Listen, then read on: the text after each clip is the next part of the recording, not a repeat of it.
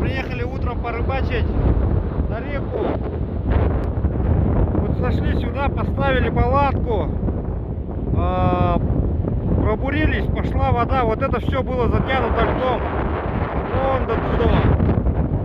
Знаете что, хорошо, что мы решили переставить палатку, перетащились вот туда.